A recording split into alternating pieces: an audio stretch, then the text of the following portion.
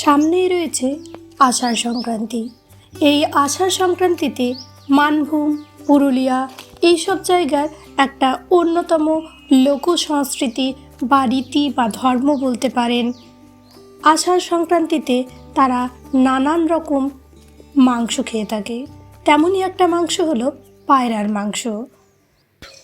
নমস্কার বন্ধুরা, welcome to cooking with ইচ্ছে পুরুলিয়ার আরও একটা সকালে আপনাদের স্বাগত জানাই। আজকে যে রেসিপিটা বানাবো আশা রাখি আপনাদের ভালো লাগবে, তাহলে চলুন রেসিপিটা ফুল ওয়াচ করবেন। রেসিপি ভালো লাগলে প্লিজ একটা লাইক দেবেন, কমেন্ট করে জানাবেন যে রেসিপি কেমন লাগলো। আর চ্যানেলে প্রথম দর্শক বন্ধু হলে প্লিজ ফুল ভিডিওটাকে ওয়াচ করে চ্যানেলটাকে সাবস্ক্রাইব করতে ভুলবেন না যেন। পাশে থাকা বেল বাটনটাকে অবশ্যই অলে সেট করে দেবেন, তাহলে আমার যে কোনো রেসিপি সবচেয়ে প্রথমে পৌঁছে যাবে শুধুমাত্র আপনার কাছে। রেসিপি বানানোর জন্য এখানে আমি বড় চামচের 6 চামচ সরষের তেল গরম করে নিয়েছি।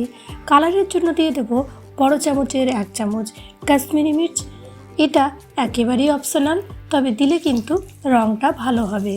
দিলাম 2টো কাঁচা লঙ্কা, এর পরিবর্তে আপনি শুকনো লঙ্কাও দিতে পারেন।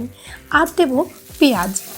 এখানে আমি 2টো মিডিয়াম সাইজের পেঁয়াজকে কুচি করে নিয়েছি, সেগুলো এখানে দিয়ে দিলাম। আজকের রেসিপি শুধুমাত্র কোনো লোক সংস্কৃতি বা ধর্মের নয়। আজকের রেসিপি যেহেতু আমি নিজেও কবিরাজ ফ্যামিলির মেয়ে এবং পুরুলিয়ায় আমার বাড়ি, আমি সেখানেরই মেয়ে, সেখানেরই বউ, তাই বলতে পারি এটা সেই প্রাচীন যুগ থেকে পথ্য হিসেবেও ব্যবহার হয়ে থাকে। দীর্ঘ রোগ ভোগের পর যখন মানুষ খুবই লাইট কিছু খায়, তখন কিন্তু পায়রার এই রেসিপি তাদেরকে দেওয়া হতো পথ্য হিসেবে। দিয়ে দিলাম 4 চামচ আদা আর রসুন বাটা। পেঁয়াজটা যখন ভালোভাবে একটু ফ্রাই হয়ে গেল, তবে পেঁয়াজকে একেবারে লালচে করে ভাজিনি। এখানে নিয়ে নিয়েছি 400 গ্রাম পায়রার মাংস। আর এই মাংস রান্না করতে বেশি সময় লাগে না, খুব নরম মাংস হয়। বাচ্চারাও এটা খেয়ে অবলীলায় হজম করতে পারবে।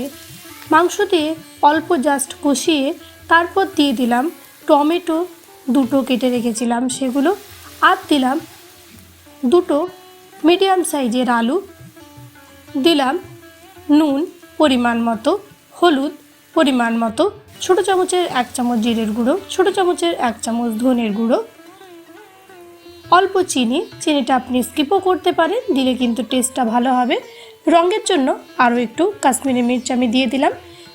আর অল্প জল দেব আমি, যেহেতু এটা একেবারেই আমি কম তেলে বানাচ্ছি, তাই মশলাগুলো নিচে লেগে যেতে পারত, তাই আমি অল্প জল দিলাম। এখন সমস্ত কিছু ভালো করে কষিয়ে নেব। আর যখন কড়াই থেকে এরকমভাবে ছাড়তে শুরু করবে মশলা, তখন কিন্তু বুঝবেন যে আস্তে আস্তে আপনার কষানোটা হয়ে যাচ্ছে। আমার আজকে গলার অবস্থা ভীষণ খারাপ, প্লিজ ক্ষমা করবেন। আমার প্রচণ্ড জ্বরের মধ্যে আমি এখানে ভয়েস ওভার করছি, তাই খুবই কষ্টের সাথে আমি ভয়েস ওভার করছি। আর এই ছোট্ট ভিডিওটা আমার একান্ত অনুরোধ, প্লিজ ফুল ভিডিওটাকে ওয়াচ করবেন। দেখুন আমাদের তেল ছাড়তে শুরু করেছিল। এখন আমি দিয়ে দিলাম কুসুম গরম জল এটার মধ্যে। তারপর এটাকে ঢেকে মোটামুটি 20-25 মিনিট রান্না করব, এর থেকে বেশি কিন্তু দরকার নেই। 20-25 মিনিট পরে ঢাকনা খুললে দেখতে পাবেন জলটা একেবারে মরে গেছে, এখন সেদ্ধও হয়ে গেছে ভালোভাবে। এর মধ্যে কয়েকটা কাঁচা লঙ্কা আমি দিয়ে দিয়েছি ঝালটাকে ব্যালেন্স করার জন্য। আর আরও একটু জল এখানে আমি দিয়েছি, যেটা আমি কিন্তু স্কিপ করে গেছি ভিডিওতে। তারপর কাঁচা লঙ্কাটা অল্প সেদ্ধ হওয়ার জন্য আমি সামান্য একটু এটাকে ঢেকে রাখবো।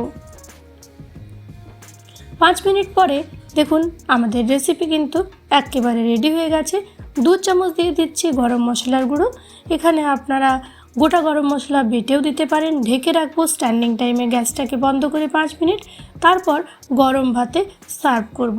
আশা রাখি রেসিপি ভালো লেগেছে। সবাই ভালো থাকবেন, সুস্থ থাকবেন।